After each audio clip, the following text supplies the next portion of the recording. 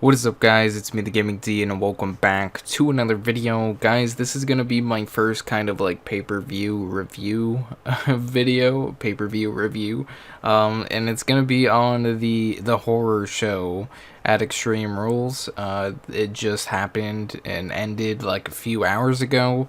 And yeah, so I'm just gonna go by all the matches, my opinion on them, and you know, if it was a good pay-per-view or not. So yeah, we're gonna start off with the first match of the night. We're not gonna go by the kickoff show. I don't watch the kickoff show at all. I know that it was a Kevin Owens and Murphy match, I believe, and Kevin Owens won. And basically the gist of it is he kind of like, I think it's kind of like hinting towards Murphy going on and doing his own solo thing, because Owen said, you're great. I don't know why you're, following this guy around, as in Seth Rollins. But anyway, yeah, I don't really watch the kickoff shows at all. This one, I watched a little bit of it, didn't really watch a lot of the match, but yeah, they're, for the most part, they're kind of boring, and like the thing to give people for free that are, not paying for the pay-per-view, and it's basically kind of like a quick little money grab just by talking about the whole pay-per-view for an hour. But yeah, that was that. There are quite a few matches on here that seem like they would be amazing. So we have 1, 2, 3, 4, 5, 6, 7 total matches in, I think it was 2.5 hours, maybe 3 hours. I don't know. It was pretty quick. It started at, it officially started at 7 o'clock, and it ended for me, I believe, at like 9:30, maybe 10. But yeah, it was pretty short. I noticed these pay-per-views lately, with the whole virus going on, have been shorter than they used to be, because I remember they normally are like from like 7 o'clock to like 11:30, sometimes 12. Like you never know. But yeah, this only 7 matches, and let's get into it with the match that opened the show. It was the tables match for the SmackDown Tag Team Championships. Now, basically every single match on here, except for one, is for a championship. And I think that's kind of weird. I know they're kind of like short-staffed because of the whole virus, and some people don't want to come in, like Roman Reigns. And then, other people have the virus and they just can't come in. But this match was a great opener. I really only saw like the last portion of it, because I was kind of having some like technical difficulties with being able to watch it. I have like 2 computers. I watch it, one in here in my room, and then I have one out in the living room, and like my dad will watch it out there. And I was trying to set it up for him out there, then the computer had to update, and it was updating over Wi-Fi, and it was extremely slow, so I wasn't able to like turn it on and be able to like watch it till the match was almost over. So basically, Cesaro and Shinsuke Nakamura defeated the New Day. I think that's an amazing thing. It's great. Like, it's different. I've noticed there's a lot of the same people becoming champion and being champion for a long period of time, and it's just, back and forth. Like when Seth Rollins was always in the championship picture, it's like, come on. And same thing with like Brock Lesnar when he was wrestling. He was always in the main event, and I didn't like it at all. I like how they're kind of changing it up a little bit, but at the same time they're still trying to, still trying to keep the same people involved in the title pictures, and it's kind of annoying. But yeah, they ended up winning the match, Cesaro and Shinsuke, which was pretty damn good. They're a different duo, I'd say. One of them speaks English. Shinsuke doesn't speak like any English really.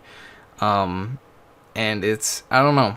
It's two guys that are kind of like looked down upon, but it's good that they're put together, and now they're tag team champions. They had two tables stacked on top of each other, and Cesaro ended up power bombing Kofi Kingston through those two tables from the second rope of the ring, and it was pretty cool. Kofi Kingston really sold that very well, and it was literally all over Twitter. Now the next match that there was on here, I believe it was for the the SmackDown Women's Championship, I believe.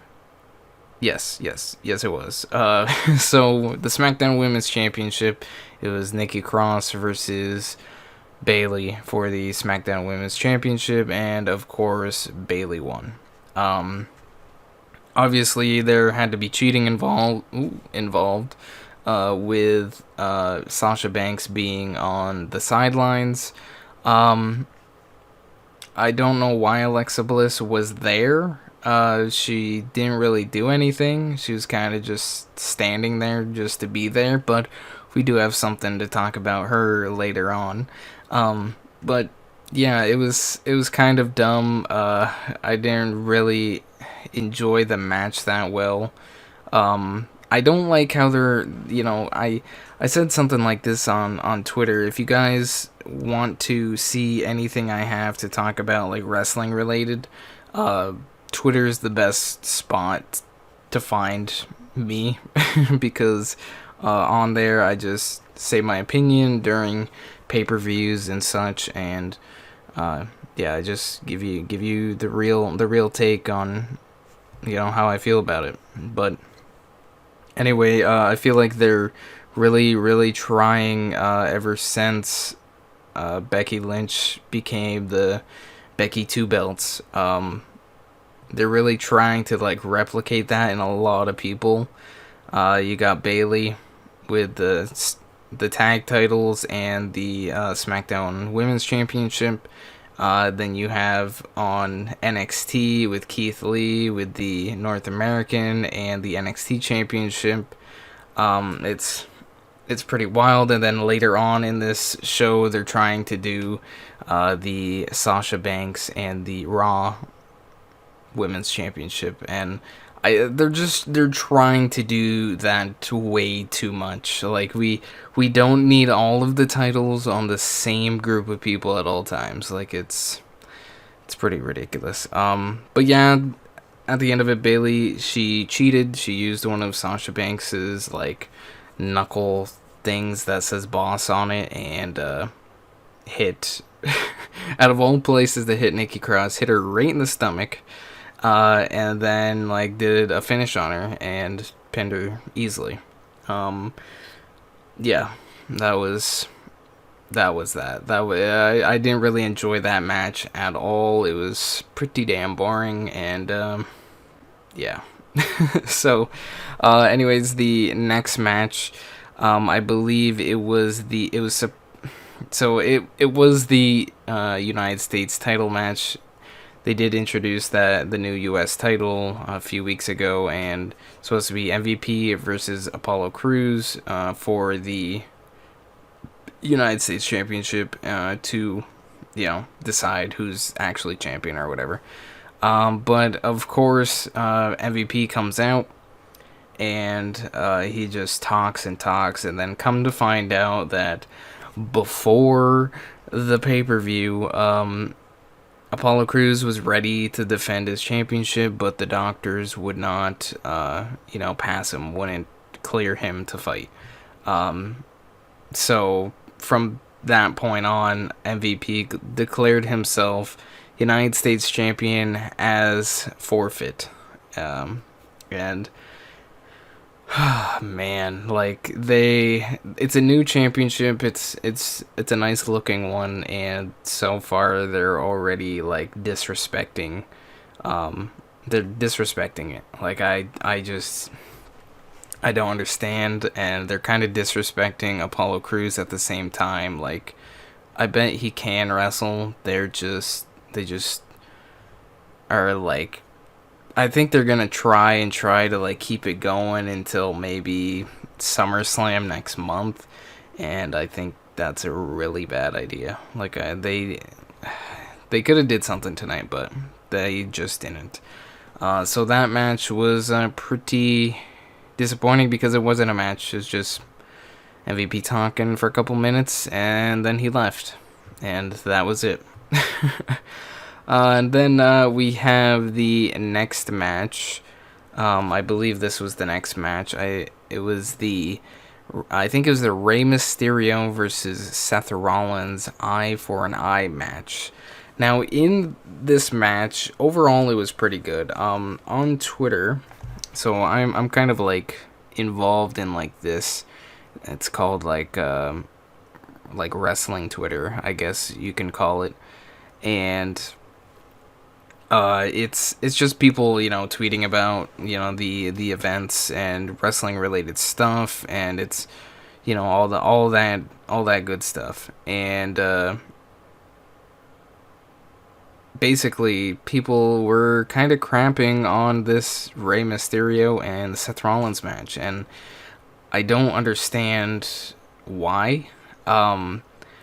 They're like, oh, it's an eye for an eye match, and they're over here doing like neck chops and yada yada. It's like, it's still a wrestling match. Like, they definitely went for each other's eyes quite a bit in that match. Don't get me wrong, but come on, it's a wrestling match. You can't just constantly be ripping at each other's eyes. Like, you have to. Obviously, it's like the typical, wrestling match. You have to beat the person down until you can do a finish on them and pin them. Well, in this case, you have to beat them down enough to the point where you can rip their eye out.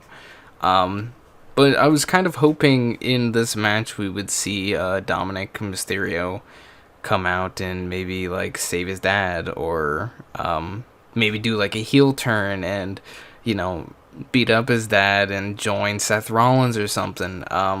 But basically how the match ended, Seth Rollins won. They were at the corner, like, these guys were jamming stuff at each other's eyes the whole match. Rollins hit his eye off the corner of the announcer's table. He had freaking pieces of a what's it called, a kendo stick jammed into his eye. Rey Mysterio had a couple things, like, the whole time he had that one, like, what's it called, like a cover over his bad eye that he has, and then he had his regular eye out, and a couple times he was getting like his regular eye just gorged at. But how it ended is they were at the steel steps. Rey Mysterio actually curb stomped Seth Rollins and was trying to jam his eye into the corner of the steps, like was done to him. But before that, he like took on, like, it's like he has a magnet or something on that cover for his other eye, and he pops it off, and you can tell he's got like a white contact right there, and it's, you can see the color of his normal eye underneath it. But yeah, he's trying to do that, and then Rollins reverses it on him and ends up curb stomping him, kicks his head into the barricade, and then proceeds to jam his head onto the corner of the steel steps. And when he did that, you can see his eye like go onto the steps. Like, you can tell it's definitely in that area, because it's definitely a sharp corner. But once he did it, then Rey Mysterio kind of like went limp. and ended up like falling back, and then he's holding his eye, and you can see a slight glimpse of like an eyeball popped out.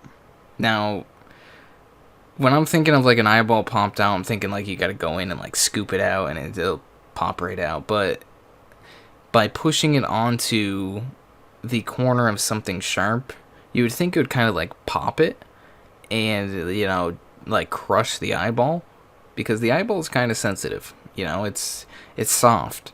Like you can squeeze it like a grape and it's just fluid. It wouldn't just pop out just by getting poked, you know? But yeah, he was laying there. He's like, "Oh, I need a doctor." And you can slightly see the eyeball, and they, you know, being smart, they had like the fake eyeball on there, and it had like the contact thing on it, so it matched. And I thought that was pretty. It was pretty like it was a pretty dumb ending.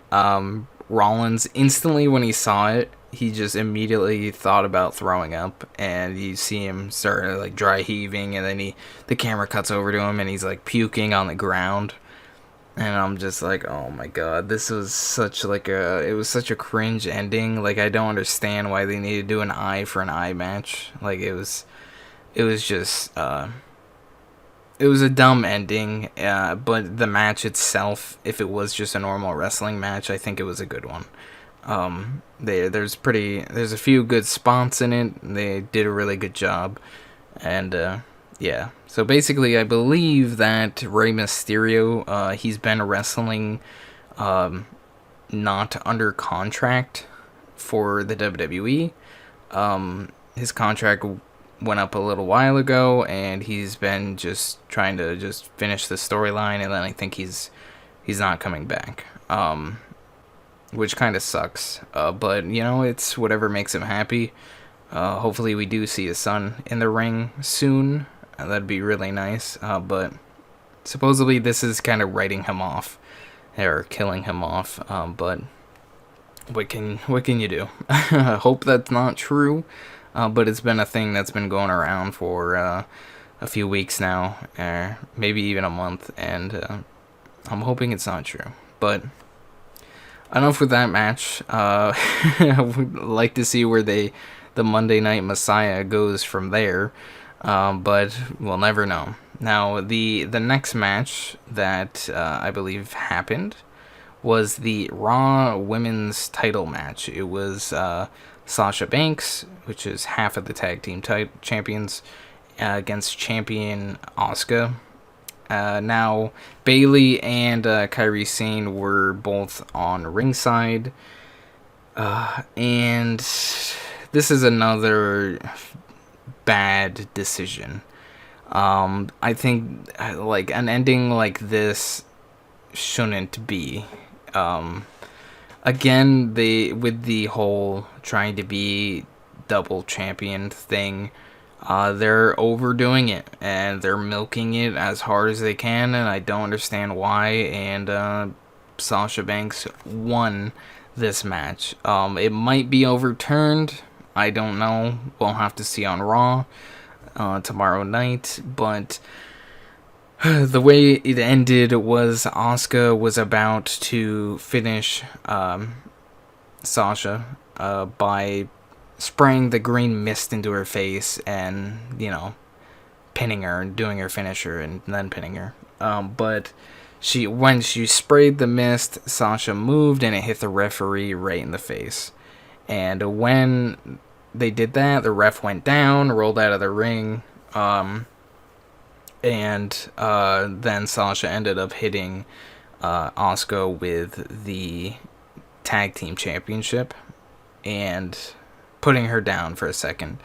And what Bayley ended up doing is she took out Kairi Sane and then ran over to the ref, took his shirt off, counted the 1, 2, 3 to give Sasha the win, forced the bell keeper or the timekeeper to ring the bell, and they left with the championship. So we got 2 double champions that are the tag team champions, and I think it's stupid. Like, it's really dumb. It was a bad idea. I don't think, in my opinion, they should have gave the championship to Asuka to begin with. I think they should have given it to someone more, that needs to, come out more. That to give someone some life, possibly, grow someone a career. Because all these people that they're just giving all these championships to, they're already set. Their career is already set, and I do not understand why they are doing this. But it is what it is, and it's WWE. We do have Bruce Pritchard producing these shows. Like, I don't get it. I genuinely do not get it, and they really need to do something with this writing team. It's terrible. But yeah, so we got 2 double champions now, and that was that match. Didn't like it at all.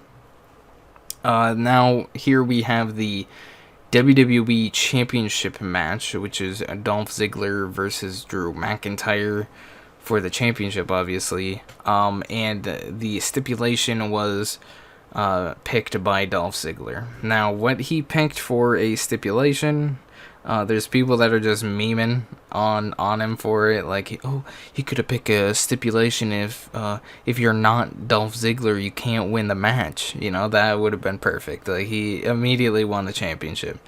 But he picked, it's an Extreme Rules match only for Dolph Ziggler.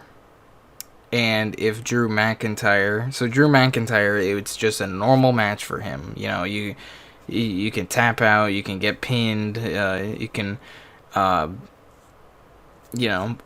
like, if he's got Ziggler in a, submission or something, he can grab the rope. Like, if he's out of the ring, he can get counted out. But if he gets, like, disqualified by using a weapon, Ziggler wins. If he gets counted out, Ziggler wins, and he wins the championship. So it was basically all in favor of Dolph Ziggler, but Drew McIntyre ended up winning. This match I was kind of iffy, mainly because Drew McIntyre isn't what I liked seeing in him before. Back in like 2008 when he had his run, he was, the golden boy, the chosen one. And that was a good gimmick for him at the time. When he came back, he was like just an animal, pure animal. He destroyed anyone in his path. Now he's kind of like that, but he's more like, hey kids, thumbs up, before he does his claymore, his finisher, he literally counts 3, 2, 1, and then he runs at it. It's very stupid. I don't like it at all. But yeah, he won the match. The ending was phenomenal. How they did it, perfect timing. Ziggler was about to do his finisher or something, and started running from the other side of the ring, and right when he started coming, Drew McIntyre did like a kip up, I think that's what they call it, kip up, and straight into Claymore, and won the match that way. And I would have liked to seen Ziggler win, again, mainly because I think Drew isn't really a good champion. He's too family friendly, and I don't like that. Like, he's too, like, I want more. I want, mean. I want mean Drew McIntyre, but we have what we have, and Ziggler at one point he will get the championship. He hasn't had it in a long time, and yeah, he'll end up getting like a main title eventually. But till then, we have Drew McIntyre as the champ. And yeah, so that was that match. And then leading into the final match was the Wyatt Swamp Fight. Man, Bray Wyatt is by far my favorite wrestler going on right now. For a long time, it was Braun Strowman, because he was just such an animal. Like when he first split up from the Wyatts and was put on Raw and was, like you had Bray Wyatt, that was WWE champion, on SmackDown, and then on Raw you just had Braun Strowman destroying everyone. Introduce the world to what's his name, James Ellsworth. But Braun Strowman was amazing, but Bray Wyatt, man, I said it on Twitter earlier. Bray Wyatt is the modern day Mick Foley. Mick Foley had himself, obviously. I'd say that's like a separate thing, but he had Dude Love, he had Mankind, and he had Cactus Jack. Those are his three main characters. Later in his career, he was Mick Foley, but he had his three main characters, three faces of Foley. We have the three faces of Wyatt. We have Bray Wyatt, the original Bray Wyatt, with the Eater of Worlds Bray Wyatt. Then we got the Firefly Funhouse Bray Wyatt, where he's family friendly and all giddy, and he's not really too aggressive. And then you have the Fiend, and the Fiend, man, is my favorite.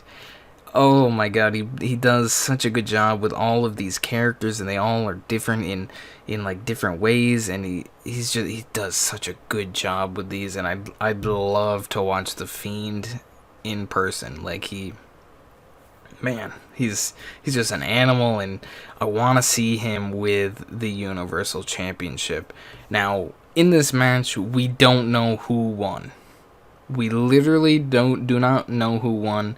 I believe this was for the Universal Championship, but I'm not sure exactly. But I'm hoping if it wasn't, then there will be a match for it.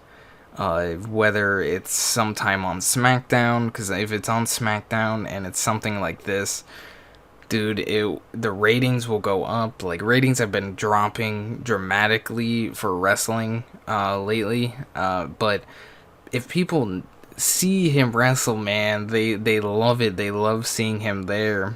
Like, it's just been boring without him.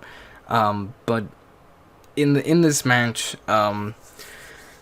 it started off a little different. You got Braun Strowman driving up in his pickup truck, and Bray Wyatt's just sitting there in his rocking chair, and Strowman says, "I'm home," or something like that, and Wyatt just starts laughing, goes to black, cuts back, Bray's gone, and Strowman takes his chair, throws it against a tree, destroys the chair, and then while Strowman's walking through the swamp, all of a sudden some goons just start like attacking him in like the classic like Wyatt gear, like the full like jumpsuits, kind of like the one that I think John Cena wore. It was kind of like a darkish blue, or like navy blue. And then there's this real big dude that ended up catching on fire and running away, and somehow at the end of it, Braun Strowman ended up getting knocked out, wakes up, he's chained to a chair, to like the same rocking chair that he just destroyed, and with doing that, Bray Wyatt, in his classic form, walks up and is just talking to him, saying all this stuff, and it was good. It was a really good, and he ends up bringing forth some person holding a giant python, and the python, he's like, "Oh, you remember the serpent or whatever?" And he ends up biting Strowman. Strowman ends up waking up in the same spot he got knocked out in. and it leads him out into like this dock area in like the actual swamp. Like it's like a pond with like lily pads, and it's gross water. Like I wouldn't swim in it. And he starts walking out there. He ends up getting attacked by Bray, and he chokeslams him into this like aluminum boat. And the boat like somehow starts up.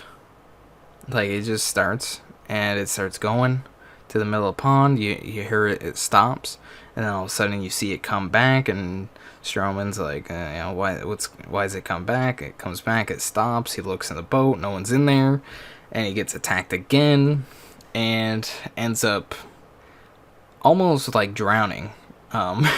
Bray just starts holding his head down, and then like I guess they he kind of like fought him off, and then he disappeared. And he gets out of the water, starts walking on the deck, and they end up fighting again. And they get to the end of the dock, and Strowman ends up like like 300 style, like, this is Sparta, kicks friggin' Wyatt through like this fence thing right into the water, and he disappears. And Strowman's just like, okay, this is weird. He kneels down to the edge, and he's looking in the water like, where is he? Where is he down here? And Bray comes back, jumps out of the water. This is like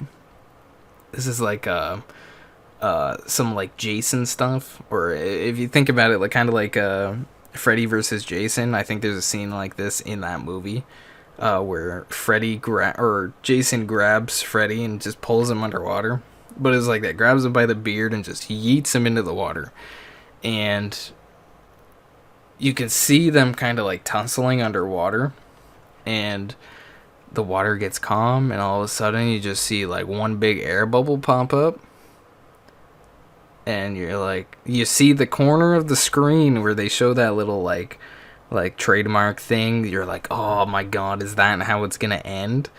And then all of a sudden, like, you just see like red, like it's underwater, but it's all red, and it's bubbling like crazy. And all of a sudden you just see the Fiend just pop out in his mask, dude, just staring into the camera. And like I think I have a picture right here. This was how the show ended. Sorry for my screen. Ooh. That's how the show ended. Right there. Yeah, that's pretty dirty. That's gross. But that's what you saw at the end, and he was just staring you down, and the Fiend is back, and he better win a championship. He needs to win the Universal Championship. He needs to come back and be a champion. Watching him every week is amazing. He is by far I'd say, other than maybe AJ Styles, because AJ Styles is good on the mic, and he's a perfect performer. But Bray Wyatt is perfect. He like belongs on like Broadway. Like he's a perfect actor, and he acts his part very, very well, on top of being a very good wrestler. He can perform well. He's strong. He's built like his character needs to look, and it's perfect with the tattoos and everything, dude. And the way that match ended, like, I talked to my dad after it, and he's like, oh, that was the dumbest ending ever. And I'm just like, I don't know. I think that was a pretty good job. They did a really good job on being able to introduce the people back to the Fiend and show us the Fiend again. We haven't seen him since like WrestleMania. I believe WrestleMania, when he wrestled John Cena in that match. That was a good match. But man, it was a strange ending. Oh, and I forgot one of the main parts. So we know who Sister Abigail is, and I was kind of disappointed, but it makes sense. Now, I don't know what they're gonna do with this. If they do something with it, it's gonna be amazing.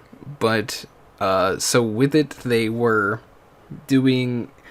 It was when Strowman just choke slammed Bray into the boat. He ends up hearing and seeing a girl in the distance in like all black, but you can kind of like see through like it's kind of like a veil, I guess, but it's all black. And I'm like, yo, are they using Liv Morgan like everyone has been telling WWE to do? Like use her as Sister Abigail? Because that would be sick. I'm like, dude, this is amazing. And you hear her start talking, and she's like, follow me, Bray, come on.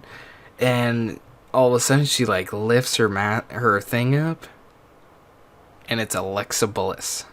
And I'm like, yo, you can't be doing this to me. I'm like, why is it her? And then all of a sudden it starts playing all this footage of like them two in like matches, like during the mixed match challenge or whatever, where it was like guy and a girl against guy and a girl. And when they were a tag team, all the times like they like had like an intimate moment, like he catches her or something, and they just start looking at each other, or she falls on top of him, and then they just take a minute and they're looking into each other's eyes, or she grabs his beard and is like she's like about to kiss him, but then she gets like attacked by someone.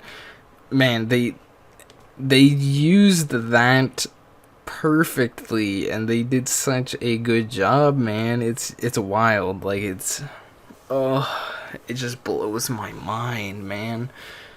But yeah, that was Extreme Rules. For the most part, it was pretty disappointing. I'd say if you want to go back and watch this pay-per-view, I'd say watch the first match, or even what I saw kind of the kickoff show. Watch that Kevin Owens and what's his name?